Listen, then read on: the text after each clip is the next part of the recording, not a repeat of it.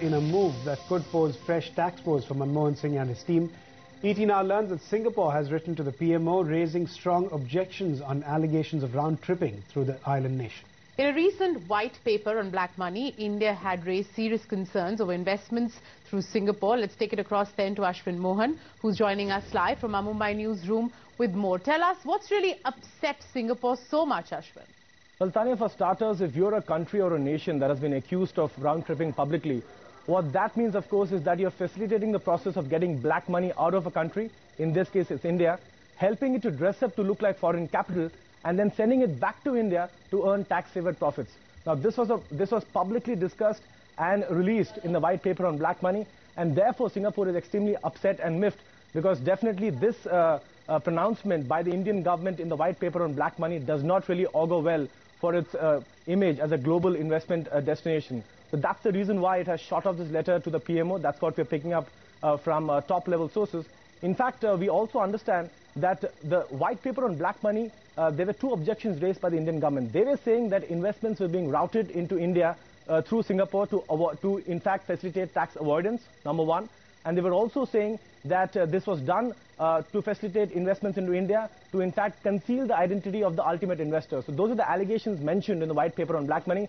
Singapore hitting out in a very stern letter sent to the PMO, saying that there is no evidence to suggest that most of the FDI coming in from Singapore into India is linked to round-tripping. In fact, Singapore also, I understand from sources, pointing out in its letter to the PMO that the investments into India are not disproportionate to the size of its economy. Of course, on the other hand, the Indian government is worried because what its main concern is that it feels that most of the money that is being coming into India from Singapore is not proportionate to the size of Singapore's economy. They feel that because of round-tripping, there are a lot of domestic profits that are not being taxed. So those are the conditions under which this is potentially going to turn into a diplomatic nightmare, of course, for Manmohan Singh. He has been battling a backlash against controversial tax amendments, and this is yet another skeleton coming out of the earlier finance minister's regime that he now has to handle. Right, so Ashwin, we understand that Singapore's Prime Minister is going to be in India later this week.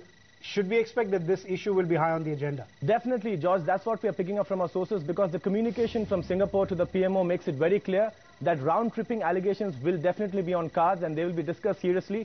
In fact, I understand from top-level government sources that there is a Singapore-led delegation, in fact led by the Singapore Prime Minister himself, that is going to meet the PMO and Prime Minister Manmohan Singh on the 11th and 12th of this month. That's what we're picking up from sources. So that is one important development that we should keep a lookout for, because clearly Singapore does not like the fact that India has clubbed it in the same group or category as Mauritius, which is considered as a tax haven. So that's something that has clearly made Singapore angry, and it will definitely voice out its concerns to India. And let's wait and watch to see how Manmohan Singh and his A-team react to that. In fact, earlier today I spoke to Senior Tax Counsel Poras Kaka, and let's find out why he feels this is going to be a big problem for Singapore and why exactly is Singapore so concerned. Let's hear out his expert comments.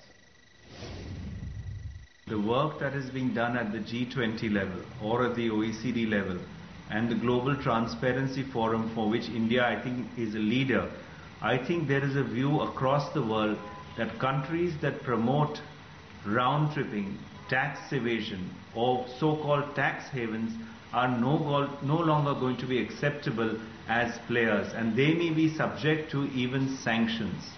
So therefore, I think any country that falls into this category has reason to be concerned, so as to prevent it being classified in this group of countries, which could be then very detrimental consequentially for that particular country. What kind of an impact do you think such a communication will have on the reputation of Singapore as a global investment destination, and also the diplomatic ties between India and Singapore? Round-tripping is really evasion.